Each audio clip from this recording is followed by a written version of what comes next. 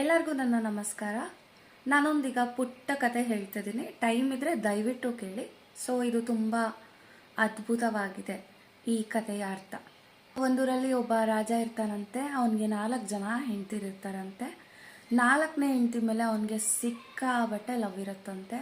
ತುಂಬ ಪ್ರೀತಿ ಮಾಡ್ತಿರ್ತಾನೆ. ಇನ್ನು 3ನೇ ಹೆಂಡ್ತಿ ಮೇಲೂ ಕೂಡ ಅವನಿಗೆ ಪ್ರೀತಿ ಇರುತ್ತೆ. 3ನೇ ಹೆಂಡ್ತಿನೂ ಕೂಡ ತುಂಬ ಚೆನ್ನಾಗಿ ನೋಡ್ಕೊತಿರ್ತಾನೆ. ಹಾಗೆ 2ನೇ ಹೆಂಡ್ತಿ ಮೇಲೂ ಕೂಡ ಪ್ರೀತಿ ಇರುತ್ತೆ ಅವನಿಗೆ. ಆದರೆ 1ನೇ ಹೆಂಡ್ತಿ ಮೇಲೆ ಸ್ವಲ್ಪ ತಾತ್ಸಾರ, ಯಾವಾಗಲೂ ನನ್ನ ಜೊತೆನೇ ಇರ್ತಾಳೆ ಅನ್ನೋ ಒಂದು ಮನೋಭಾವದಿಂದ ಆ ಹೆಂಡ್ತಿನ ಅವನು ಅಷ್ಟೊಂದು ಚೆನ್ನಾಗಿ ನೋಡ್ಕೊತಾ ಇರಲ್ಲ.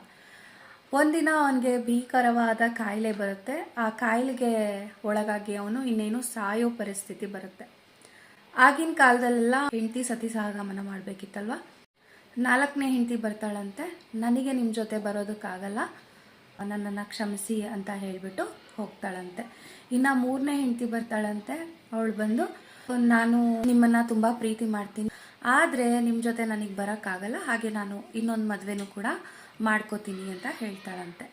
ಮತ್ತು 2ನೇ ಹೆಂಡ್ತಿ ಬರ್ತಾಳಂತೆ. ಅವಳು ಬಂದು ಹೇಳ್ತಾಳಂತೆ, ನಾನು ಬರ್ತೀನಿ, ನಿನ್ನ ಎಲ್ಲ ಕೊನೆಯ ಕಾರ್ಯಗಳನ್ನು ನಿನ್ನ ಜೊತೆ ಬಂದು ನಿನ್ನ ಕೊನೆಯ ತನಕ ಇದ್ದು ನಾನು ವಾಪಸ್ ಬರ್ತೀನಿ, ಆದರೆ ನಿನ್ನ ಜೊತೆ ಬರೋಕ್ಕಾಗಲ್ಲ ಅಂತ ಹೇಳ್ತಾಳಂತೆ.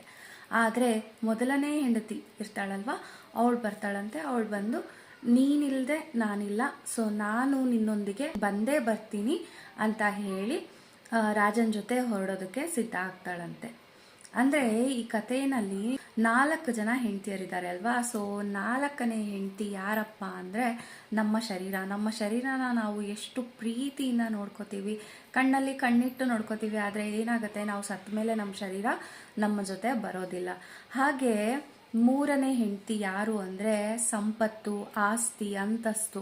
ಅದೆಲ್ಲ ಏನಾಗುತ್ತೆ, ನಾವಿರೋ ತನಕ ನಮ್ಮ ಜೊತೆ ಇರುತ್ತೆ, ನಾವು ಹೋದ್ಮೇಲೆ ಬೇರೆಯವ್ರ ಪಾಲಾಗತ್ತೆ. ಸೊ ಹಾಗೆ ಆ ಹೆಂಡತಿ ಹೇಳೋದು, ನೀನು ಸತ್ತ ಮೇಲೆ ನಾನು ಬೇರೆಯವ್ರನ್ನ ಮದುವೆ ಆಗ್ತೀನಿ ಅಂತ.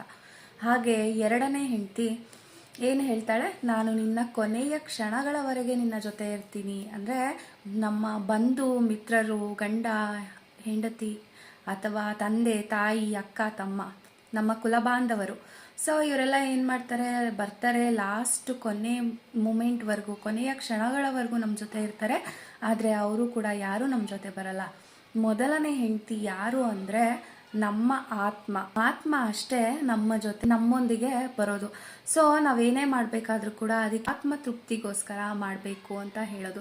ಆತ್ಮಗೌರವ, ಆತ್ಮಸಂತೃಪ್ತಿಯಿಂದ ನಾವು ಏನು ಮಾಡ್ತೀವೋ ಸೊ ಅದು ನಮ್ಮ ಆತ್ಮಕ್ಕೆ ಆನಂದವನ್ನು ನೀಡುವಂತಹದ್ದಾಗಿ